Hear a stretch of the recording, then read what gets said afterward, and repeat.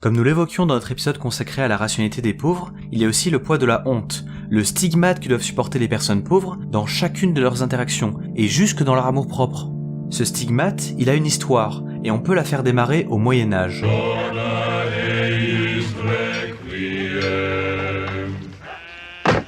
À l'époque féodale, le pauvre est identifié au corps du Christ, et prend une dimension sacrée. Plus qu'un objet de commisération, la figure du pauvre est vécue comme un modèle à imiter.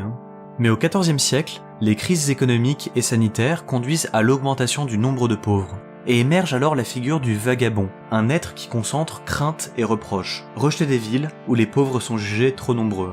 C'est ça, je vous fais chier? Écoutez, ici, il y a 3 portes. Oui, il y en a une ici, il y en a une là, il y en a une en face. Mais vous allez prendre une des 3.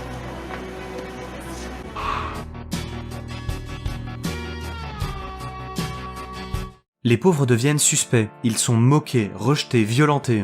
Sous Henri VIII d'Angleterre, il est décidé qu'à la 3e arrestation, oui, un peu comme Hadopi, le vagabond sera condamné à mort. Un Hadopi un peu plus violent. De son côté, l'Église s'oppose de plus en plus aux pratiques religieuses qui prennent la pauvreté en modèle. Les pauvres eux-mêmes passent du respect à la pitié. Bronislaw Geremek parlera d'un balancement entre la potence et la pitié, qui se perpétue jusqu'à aujourd'hui et qui varie selon les contextes, les périodes de crise étant par exemple propices à la compassion.